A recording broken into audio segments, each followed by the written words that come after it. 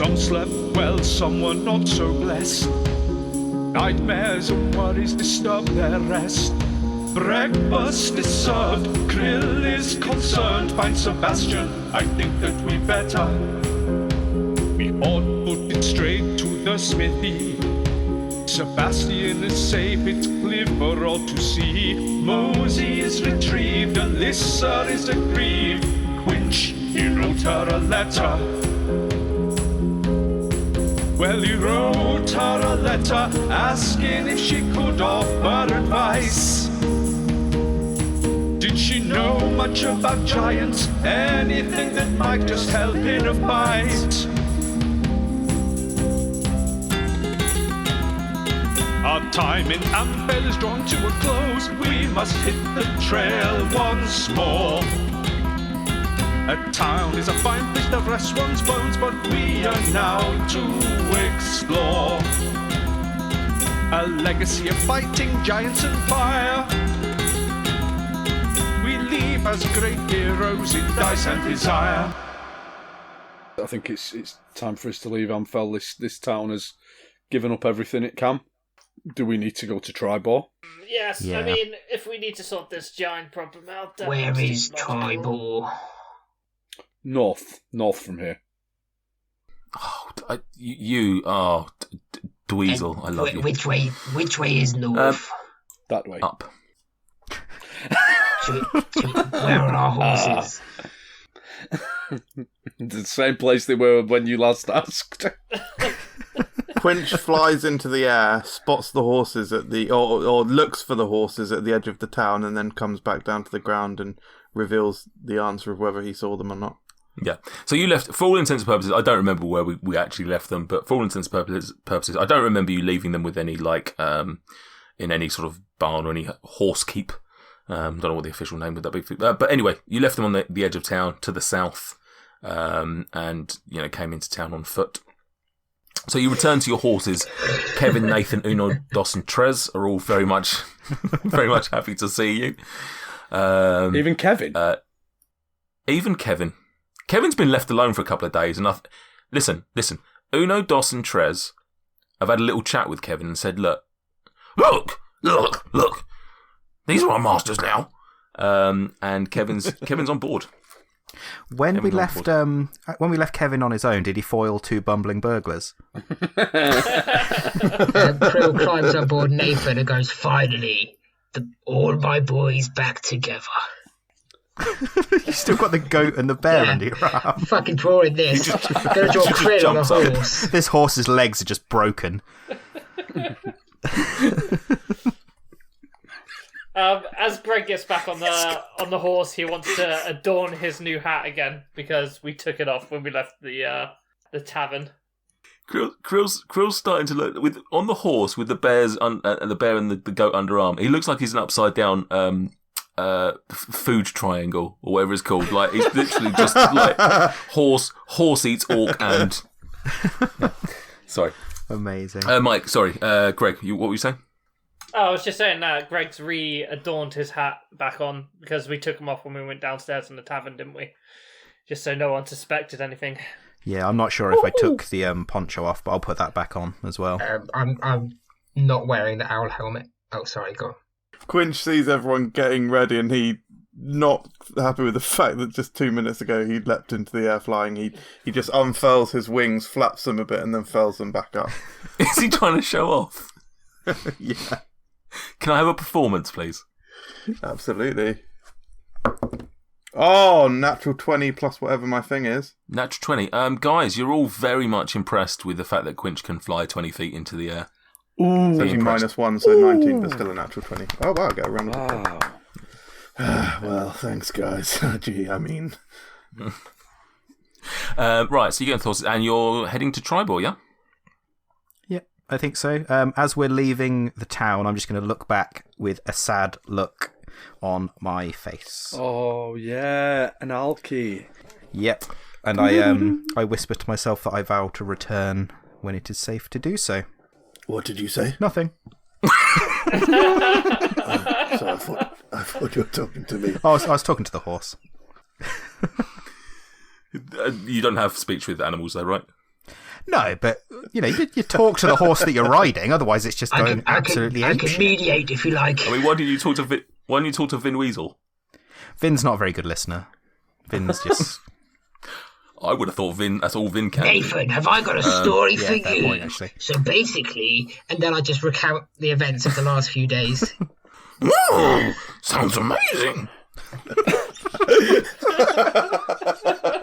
I've never heard a sarcastic horse before.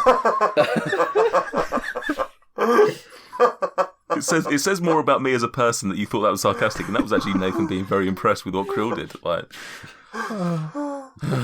right. Why aren't you telling me this story? Yeah,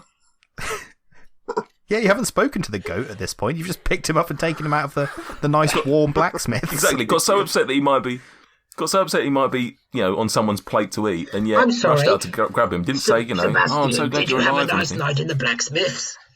Just been nice Did to be you see asked. the weird blue man sneak in the night? Wasn't that really fucking creepy? I think he was trying to do good. Does anyone have Well, anyway. anything they want to ask Sebastian? Because apparently I'm a neglectful father. As long as you recognise it, be better. Now you're going to hear a sarcastic goat. Oh, I think very much Sebastian hates Krill. I've just decided that off the bat. Right. So you get on your horses, and remarkably, you want to head north towards Triboar. Guess where you're going to have to ride through? That's right, Amphail. You ride through Amphail, seeing all the spots that you visited once, twice, or 39 times, like the blacksmiths. There's still, although the fire's been, washed away, there's still a bit of smoke in the air, as these things all want to do. And you get through, and you're on your way. You're through the town, and you're on your way to Triboar. Can I awkwardly pass an alky on the way through? After I've just tearfully said goodbye. I'm just sort of like, oh. Just shield my face. You said goodbye before you've gone through the town. Yeah, I've already made that emotional break. It's fine. Do you also see the tavern keeper again going past with the goat underarm? Me still clanging away with all the cutlery. And actually, at the point when you say, "Oh, Analki, I won't forget you," or whatever you said, she's just like, "But I'm here." I said it directly outside her house. Sorry, did you say something? No. At the moment that Krill's... you get through the town and you are on your way to Triboar. Right, so by the time you've got the horses, you've been through the whole blacksmith's rigmarole and got through the town. It's now about 11 o'clock, maybe about midday, and you're riding along. This is the long road that you're on. Can you see that? Does that pop up for you? No, I don't think it does. No. But anyway, you're on the high road towards Triboar.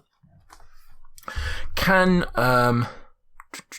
any of you really, whoever's best suited to do so, can any of you roll a? Did any of you get a map? Someone got a map, didn't they? Actually, I picked the map up from the table when we were back in the house, didn't I? You did.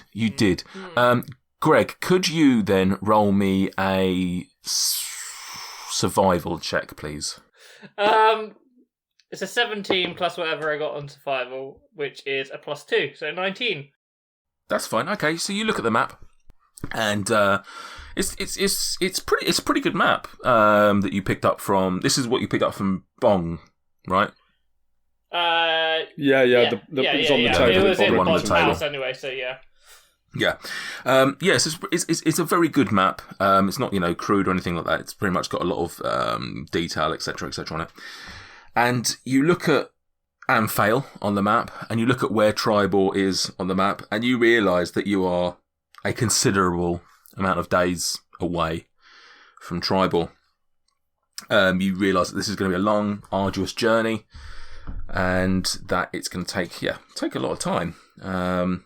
But what are you going to do? That's what you've got ahead of you. You're all heading off to Triboar. That's where you were told to go to find out about the Night Stone and why it was taken, just to refresh everyone's memory on that one, just in case anyone has forgotten again. And yeah, so you ride for a few hours. And Sorry, while I'm looking at the map, I can only imagine that Greg's a master of cartography, so he's all about it. Is there any towns or anything en route that we can stop off at? In theory, not the first one you would reach directly en route would be Red Larch, and you've got Westbridge a little bit further up from that, and then Triboar. They're the main three towns that you're going to find on your route. Should you wish to do so, there are a couple of places off route. Keldale barge right in. A couple of other places, but the first place that you would get to is Red Larch, which is probably, to be fair, still a couple of days ride away. Mm-hmm. Okay, cool. If not more, actually. Let's have a look at this. Yeah, I was just thinking, like, if we needed to get supplies or something. It's about, I would say it's on the road or anything like that. We need potions, etc. Yeah, it's about 100 miles away. The first one, and I think on horseback you ride something like 24 miles a day. So it's still, it's 4 days away until you get to that point. Mm-hmm. Can we get some Benny Hill music and just get there? Well, let's not worry about that, young Samuel. So you ride for a few hours. You see out the day. You are riding on the high road. You've decided to the long road or the high road? Great question. Long road. You've decided to take the most direct route. You've decided not to step off, which might be the safer option. You never know. There could be people out on the long road that are going to try and rob you of your wares. But you decide to take the most direct route. You get through the first day fairly uneventfully. You see a few people passing you by. No one of note. No merchants, for example. You just see a few travelling farmers and things of that ilk. But nothing super exciting. You settle down for the first evening, and is there anything you'd like to do on your downtime on your first evening travel? Anybody got any items they want to look at? Anything they want to do? Yeah, Greg's going to look at his book again for another night. Okie dokie. So that's your second read through. Mm-hmm. If memory serves. I'm going to just give Daboff a nudge, and I'm going to pull out the set of thieves' tools that I've got, and ask Daboff if he wouldn't mind just talking me through them a bit. Yeah, I'll talk you through. They're thieves' tools. They're for thieving. What does this one do? Describe what it looks like to me. What does this one do?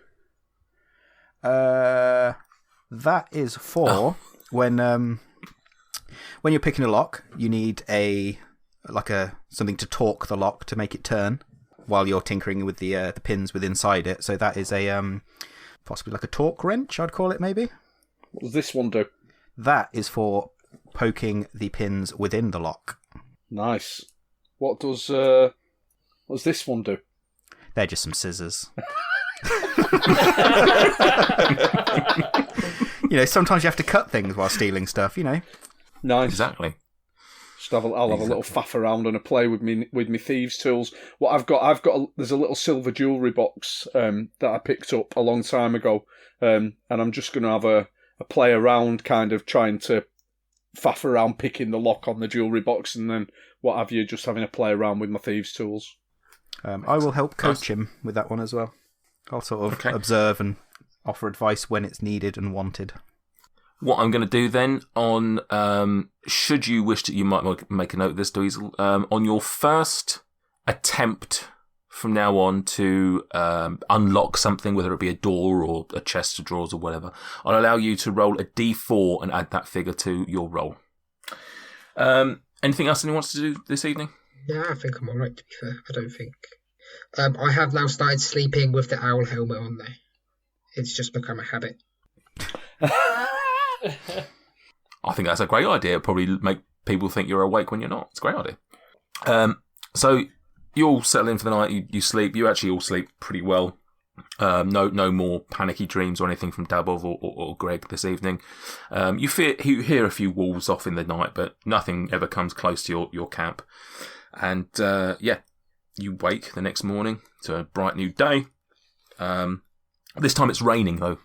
It started raining for the first time in this game. We've got a nice bit of rain. Oh, you're first awoken by the pitter patter on your tents. Oh no, and you think, oh shit, we've got to get through this day in this. Like this, it's not going to set you up very well for the day.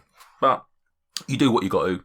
Quinch, can you roll me a sleight of hand, please? Yes, sir.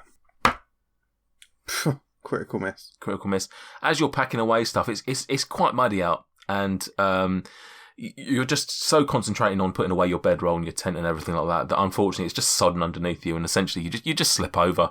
You just slip over and you land on your arse, and you've got a really muddy arse for the rest of the day, and it's just it's no good for you. I run a finger down the crack of my arse and see that it's muddy, and I just contemplate on that for a minute. When we're travelling, can me and Dweezil ride behind Quinch and just giggle to ourselves the whole way? Like pointing, going, "Hey, shit himself." He got it all up his back, the dirty fucker. Right. So yeah, day 2, muddy, rainy, slow. A bit of a slower trek today. You don't quite make your full 24 miles today. You probably max out about 18 miles, something along those lines. Slows you down quite a little bit. It's a demoralising walk. You sort of realise if it's going to rain the whole way there, it's going to slow you down. All you want to do is to get to Triboar. You don't know what's going on with the giants. On your second day, in fact, as you're walking, you do see some markings of giants. You do see some footprints and some destruction which you attribute to them. And it's just a constant reminder that these giants are out and about and doing things that...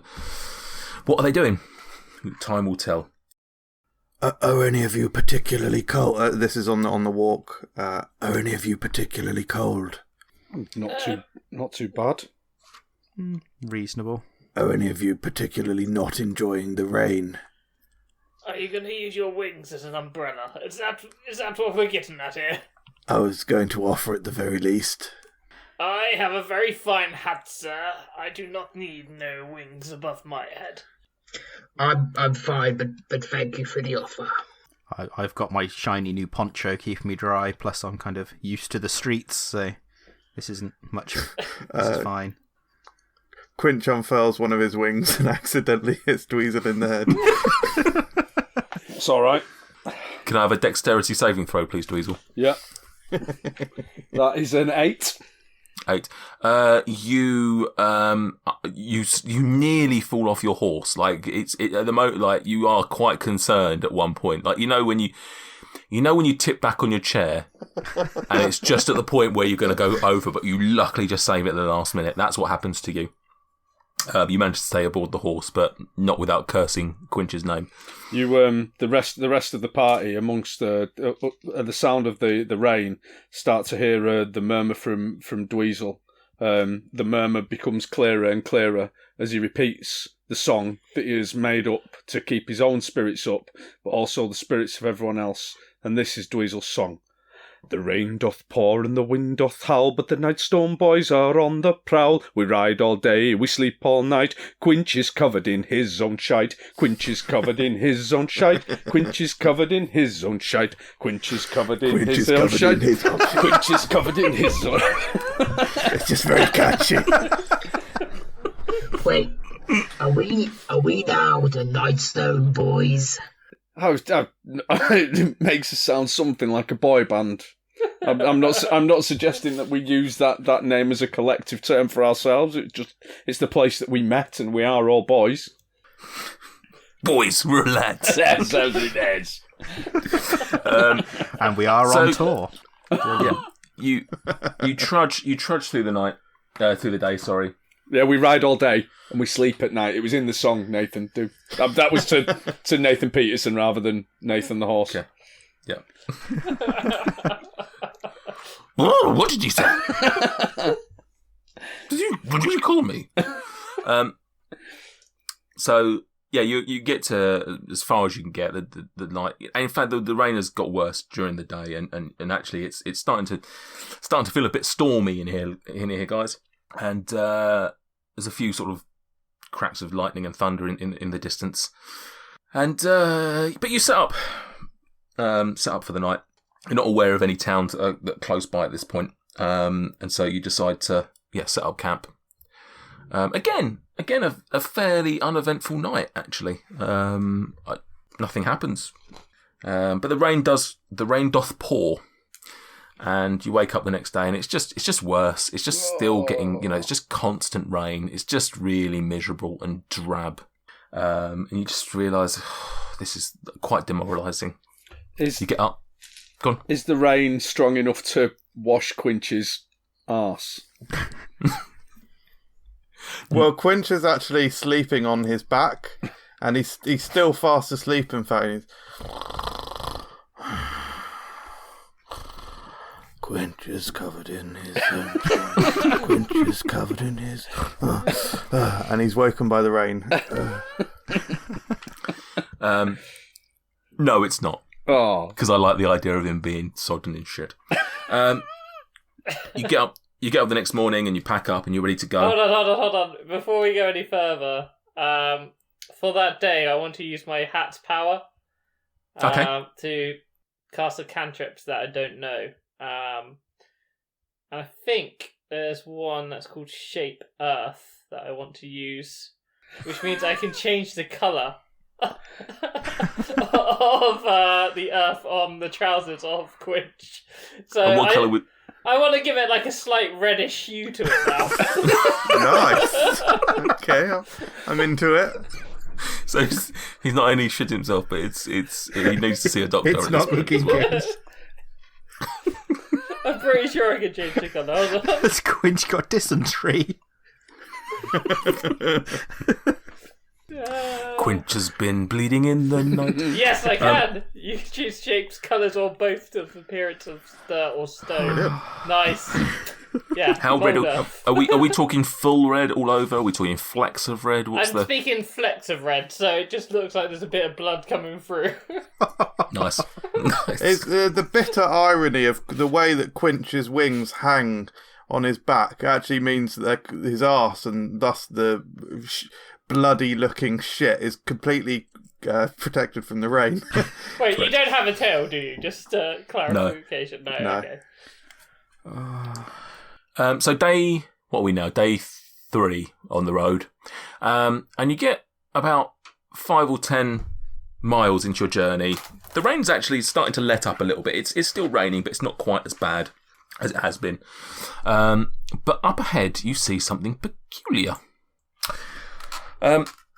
You see, about, half a mile in the distance, you see an enormous tower floating on a billowy cloud, 1,000 feet overhead. The tower is hundreds of feet tall, and its spire looks strangely like a pointy wizard's hat, not too dissimilar to Mr. Greg's sorcery hat. As you get closer to the tower, you see that actually, not only you getting closer to the tower, the tower's actually getting closer to you.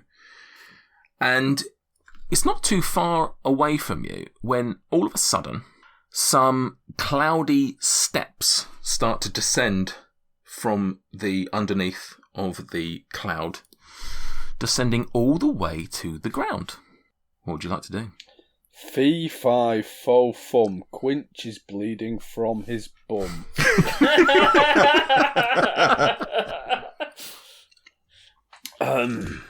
This does not look good. I see. We're on the search for cloud giants.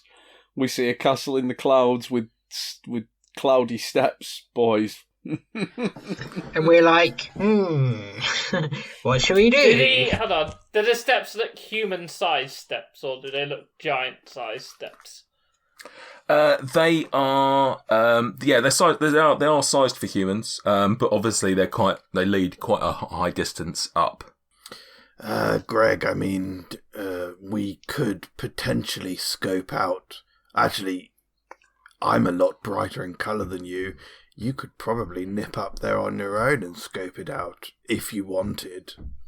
Well, I mean, I could fly up there, I guess, but, where's the adventure in that, chaps? Come on, where's our sense of camaraderie and fellowship and brotherhood?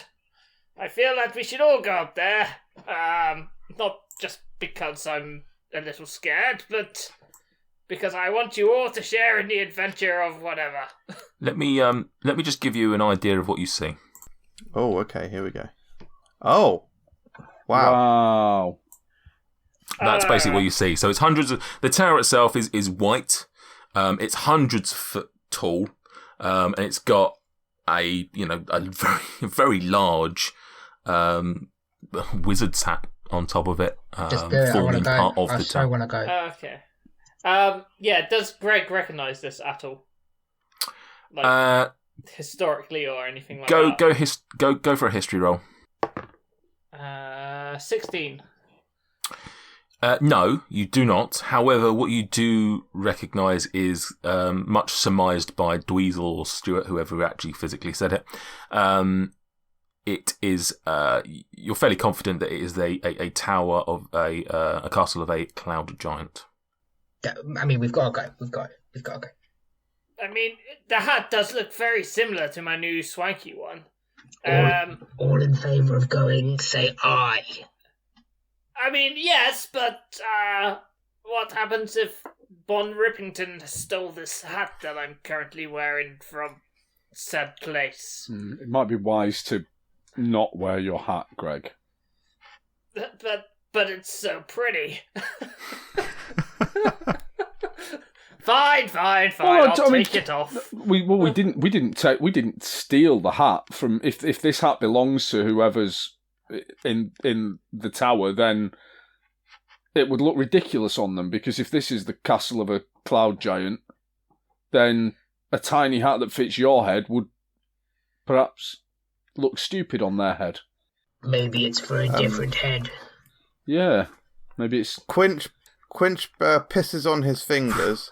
Of course he does. Wipes just a tiny bit of the mud from his arse onto his fingers, rubs his fingers together to make a brownish reddy paste, and says, "Gregor, come over here, I'll disguise your hat."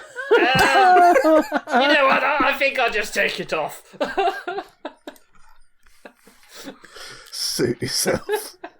Disguise. Do you think disguises might be the order of the day, though? I have a monocle and an owl-shaped helmet. Well, we could mask up, boys. Oh, we've got a bear mask, which I definitely pay a lot of attention to. I'll chuck my mask on. Oh God, yeah. Yeah. Nothing says friendly like just approaching the tower with animal masks on. Yeah. Like some sort of weird heist bandits. Charitable event. It's like Point Break if it was held at a zoo. I'm keen for just going in. Like I'm dead keen for just going in. Yeah, if they wanted to attack, Okay. they would have, like they did back in Amphail. I mean, they have literally rolled out the stairs for us, so I guess we should probably go and say hello. Right. I'm heading up there, leaps and bounds.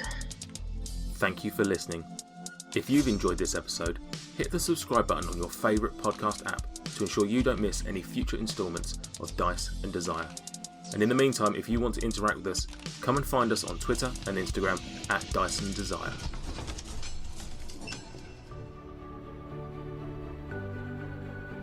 The Four Corners Podcast presents The Final Crusade, a Pathfinder 1E Mythic Rules adventure playing Wrath of the Righteous. Come sit at our table and join our 5 intrepid players for the high highs, or Mythic Tier 2, the low lows, and hits her in the temple, Are you f***ing kidding me? and she dies. Oh my god. wait, what? Utter chaos. Solidarity! And then she's gonna pull a card from the deck. Oh my god! Oh, this is going off the rails. Oh, An untold mystery. And I guess we'll have to find out what it all means next time on The Final Crusade. wait, what is happening? That's a great question. I'm so confused. Join us every Wednesday on all major podcast platforms.